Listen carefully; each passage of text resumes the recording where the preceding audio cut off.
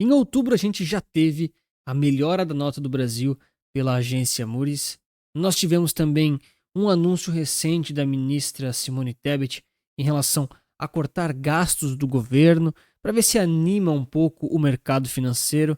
Mas até agora a gente tem o seguinte: basicamente o dólar explodindo, chegando aí a 5,73, agora dando uma pequena recuada a 5,70. Por que depois de tanta notícia boa, as coisas ainda não estão melhorando para o Brasil? Hoje eu quero entender com vocês as razões por essa pequena crise política, entender se ela vai passar ou se ela veio para ficar e, claro, a parte que mais importa, como você protege os seus investimentos e a sua carteira para não ficar exposto a alguns probleminhas e alguns cuidados que essas atitudes do governo causam e atrapalham muito a sua rentabilidade. Começando aqui com o plano de contingência, aqui, né, um plano de corte de gastos anunciado aqui pelo governo, que, enfim, já tem até mais atualizações aqui em relação a Simone Tebet. Ela falou isso aqui a primeira vez no dia 15 de outubro, então já faz aqui mais de uma semana, e eu fiz de propósito isso. Esperei passar aí alguns dias para a gente ver como é que o mercado iria reagir a tudo isso. Então está muito nítido que o mercado não só espera, como começa a exigir do governo uma resposta de controlar os gastos, começar a ser mais coerente com a questão fiscal, senão é questão de tempo para a inflação do Brasil explodir de vez, porque ela já está alta, mas ela pode explodir de vez. Já vou comentar mais sobre isso. E a gente ainda teve também a questão da Moody's ali no início do mês, elevando a nota do Brasil a um grau um pouquinho melhor, né? Se aproximando aqui muito próximo de grau de investimento a nível internacional. Né? O que isso quer dizer? Quer dizer que o Brasil, aos olhos de algumas agências de crédito, que a gente pode discutir se faz sentido ou se não faz, mas ele está com uma relação aí um pouco mais segura, relativamente um pouco melhor, mais bem visto pelo mercado internacional. Já comenta para mim se você acha que a política tem algum impacto de verdade na sua vida, nos seus investimentos, ou se você acha que são só notícias e que no final das contas os seus resultados financeiros são medidos por outras questões. O problema todo recente que está aumentando um pouco mais essa crise é uma notícia muito nova, muito recente, em relação a Gleisi Hoffmann e o próximo presidente do Banco Central, Gabriel Galípolo. A Gleisi estava lá na XP, na sede da XP muito recentemente, e ela falou algumas coisas que deixou o mercado um pouco incomodado. Basicamente, ela disse que o Galípolo, nas últimas votações e sinalizações que ele dava para o mercado, ele estava dando alguns argumentos para agradar o mercado.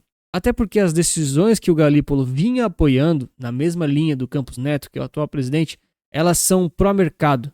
E isso é uma coisa um pouco diferente da tese de economista que ele historicamente tem. Não estou dizendo que é bom nem que é ruim, só estou dizendo que, com essa notícia da Gleisi, pelas afirmações que ela falou, o Galípolo estava falando uma coisa até agora, e em 2025, que ele já vai assumir como presidente do Banco Central brasileiro, ele vai assumir uma postura diferente. É como se ele tivesse feito um somebody love, né? Dado um migué no mercado. Falou uma coisa do tipo, ganhou a confiança do pessoal e agora pode ser que ele faça outra. Então antes ele estava realmente buscando os interesses comuns aí do mercado, enfim, sendo um pouco mais equilibrado. E em 2025, segundo a Gleisi, está aqui na matéria inclusive, ele pode priorizar aí algumas agendas mais do governo, algumas agendas inclusive mais do PT, né?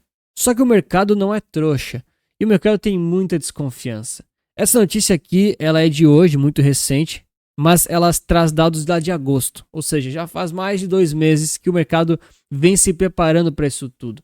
Antes mesmo das taxas do Brasil subirem, o mercado já estava investindo pesado em renda fixa e começando a se travar para não ficar exposto a essas movimentações do governo. Só para você entender, a dinâmica é a seguinte: toda vez que o governo precisa arrecadar mais dinheiro, é porque ele precisa cobrir mais gastos. E para arrecadar mais dinheiro, o governo precisa de mais impostos. Quando o governo aumenta os impostos, isso causa uma baixa na margem de lucro das empresas e dos empreendedores. Então eles são meio que forçados a ou aceitar isso ou aumentar o preço deles. Se eles aceitam isso, beleza, mas está todo mundo basicamente sempre com uma margem muito baixa. Então eles repassam esse imposto, esse custo, para o consumidor final. É por isso que o dono do supermercado meio que sempre ganha a mesma coisa. É meio que um percentual fixo. Mas você, na outra ponta, paga esse preço. Esse preço da inflação, dos impostos e do câmbio também. E o governo brasileiro, ele não tem um bom histórico com a inflação e nem com o corte dos gastos.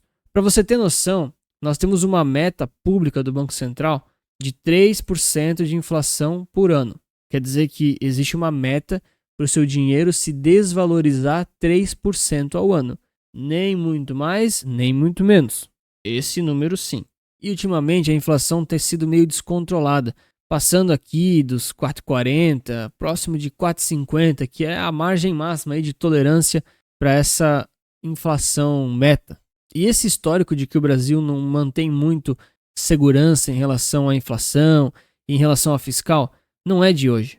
Olha só essa matéria aqui, que ela é de setembro desse ano, já tem mais ou menos um mês, mas o próprio Ricardo aqui cita algumas atitudes que o presidente já falou anteriormente. Olha só, o presidente da República afirma que um pouco de inflação não faz mal, que cortar gastos não é mais importante que aquecer a economia e que um déficit fiscal maior não é motivo de preocupação.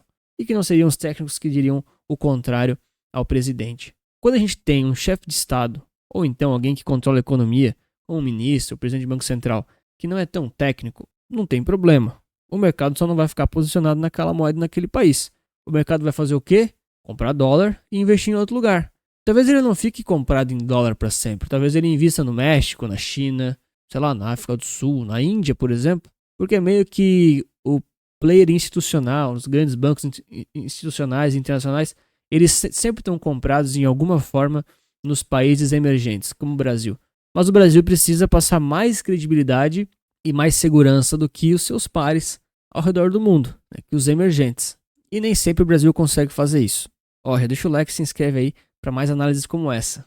E aí a gente chega numa parte muito importante, que é o que o mercado está fazendo e como é que o mercado mudou a sua percepção do Brasil atualmente e o que a gente pode fazer para se proteger em relação a tudo isso. Porque isso é importante falar, né? Por mais que você tenha votado no presidente atual ou no outro que perdeu a eleição, isso não importa muito agora. A sua opinião sozinho não importa. Você tem que fazer aquilo que está de acordo com o que o mercado está fazendo. Porque senão você vai ser uma pessoa com muitas convicções, uma opinião muito bem formada, mas com o bolso vazio. E isso, bom, é uma escolha sua. Eu literalmente tenho esse projeto aqui para colocar grana no seu bolso. Mas vamos analisar aqui as taxas de juros e como isso interfere demais na sua vida e quase ninguém te conta isso. Essas linhas aqui são as chamadas linhas da curva de juros do Brasil. Na realidade, a curva de juros é bem mais complexa, essa versão aqui ela é bem mais simplificada. Deixei só a atual para vocês entenderem primeiro a dinâmica dela e depois a gente comparar com as secundárias. Então, atualmente, a curva de juros do Brasil para os próximos meses e anos é essa daqui. Os próximos 3 meses, 6 meses, 9 meses, 1 ano, é o quanto que o mercado precifica, o quanto o mercado acha que vai estar a taxa de juros no Brasil. Ou seja, para daqui a 1 ano, o Brasil está precificando que a taxa Selic vai ser 12,445%. 12,5%. Beleza, daqui a 2 anos, 12,8%. Daqui a 3 anos, 12,81%. E assim vai. Esse é o cenário de hoje, atualmente, como o mercado está precificando a taxa de juros brasileira. Isso é bem mais complexo do que o pessoal geralmente fala por aí nos outros vídeos, mas é importante para vocês entenderem o seguinte. Olha como é que estava há 1 ano atrás. Há 1 ano atrás, o mercado estava esperando que em 2 anos a taxa de juros seria de 10,9%. Muito menor do que precifica hoje. E o que quer dizer quando uma taxa estava caindo assim aqui embaixo e agora ela está aqui em cima? Quer dizer que o mercado mudou a sua expectativa. Ele tinha uma expectativa de quê? Taxas mais baixas, mais segurança, mais tranquilidade. Taxas mais altas, como agora, mais risco, exigindo mais prêmio, exigindo mais rentabilidade do governo. E sim, existem fatores internacionais, como o Fed e outras economias globais que interferem aqui. Mas o Brasil está na contramão desses países. O Brasil está subindo os juros e o resto do mundo está caindo os juros. Olha aqui há 1 mês atrás como é que estava. Similar a hoje, porém um pouco mais tranquilo. Então, atualmente, o Brasil está num pico de estresse político em relação ao fiscal e ao governo que, com toda certeza, vai passar, mas provavelmente vai voltar de novo. O Brasil é muito cíclico, tem vídeo disso falando no canal, inclusive. E você tem que cuidar com essas coisas, principalmente para você que investe em muita renda variável. Cada vez que dá esses estresses, a renda variável se desvaloriza. E são boas oportunidades para quem sabe consolidar a carteira, mas para quem não sabe, você pode estar vendendo na hora errada ou talvez até comprando coisa que não faz sentido. E essa é uma das formas que eu consigo te ajudar. Eu tenho uma série de carteiras recomendadas para diversos perfis que eu consigo te dizer e te apoiar muito para fazer investimentos de forma diversificada, de forma profissional, bem analisada e de acordo com esses ciclos todos de juros, inflação e uma série de variáveis econômicas que muitas vezes você aí do outro lado nem sabe o que é, não sabe como é que funciona, talvez nem está muito interessado. Para as pessoas que não têm muito tempo ou não gostam tanto de acompanhar o mercado, mas querem uma opinião de um profissional que vive no mercado financeiro, todos os dias olhando para isso e é independente, sem estar filiado a corretoras ou bancos, literalmente não tem conflito de interesses, eu tenho aqui um QR Code e um link na bio, caso você queira conhecer aí mais o meu trabalho e conhecer um pouco mais a minha solução. Me chama que eu tenho certeza que você vai adorar. E todo esse risco que o mercado muitas vezes está precificando, ele é resultado aqui nesse gráfico. Notem que nem fica muito dentro da escala, mas eu coloquei aqui de forma bem geral e bem rápida, só para a gente observar.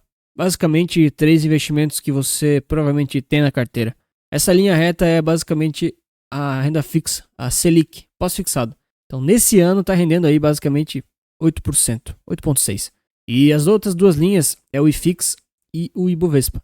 Ambos estão caindo aí mais de 1,7%, 2,8%. O ponto todo é que a gente está numa janela muito interessante para a renda fixa e o mercado já vinha precificando isso e ainda segue precificando isso. As taxas de juros no Brasil estão muito boas, mas isso é muito perigoso para o governo. Para nós investidores, é muito interessante ter renda fixa nesse momento. Olha só essas taxas pré-fixadas, basicamente em 13%. Estava 13%, eu fiz um vídeo falando disso inclusive. Olha aqui as posições relacionadas ao IPCA, né? IPCA mais 6,7% na curva. Excelentes taxas. Negociando aqui o juro real de 6,7% ao ano. Raríssimas oportunidades.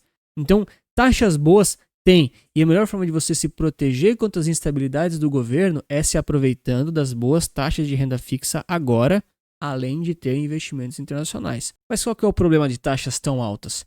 Para os investidores é muito bom. Você consegue uma remuneração ali, renda fixa, dificilmente vai perder dinheiro, legal. Só que para o governo é um pouco ruim e preocupante. Porque quando o governo oferta muita renda fixa a taxas muito altas, depois ele vai ter que pagar essas taxas. Querendo ou não, isso aqui é a dívida pública. Então o governo está se endividando com o mercado financeiro e eventualmente ele vai ter que pagar essa dívida. O mercado vai cobrar, né? Enfim, é um título, né? E isso pode enrolar o governo financeiramente, porque o governo já está meio enrolado. Por isso que esses pacotes agora de corte de gastos e de melhorias, eles estão vindo, porque o governo não tem mais como segurar essa bomba. Está ficando muito caro. E o risco não é do governo quebrar, mas é de uma inflação que é de 4,5% virar 6%, 7%, 10% e causar uma crise mais profunda e mais demorada. Então eu imagino sim que o governo vai cortar gastos nos próximos meses e imagino que essa janela da renda fixa ela está acabando, pelo menos nessas taxas muito altas de agora. Ela ainda vai ficar boa, mas não tão boa assim. Mas o ponto todo é na continuidade. Isso devem ser medidas passageiras. Não quer dizer que o governo vai acertar a casa de uma vez e arrumar profundamente a sua situação fiscal. Esse é o cuidado que quem investe no Brasil tem que ter. São crises passageiras, mas elas voltam, elas oscilam e de um jeito ou de outro você tem que ficar ligado, porque de um jeito ou de outro elas voltam. E você sabe que investir certo resulta capital, mas para montar uma carteira de investimentos diversificada, como os profissionais fazem, segura, com os pesos corretos para cada classe de ativos, eu te recomendo esse vídeo aqui, de como montar uma carteira profissional.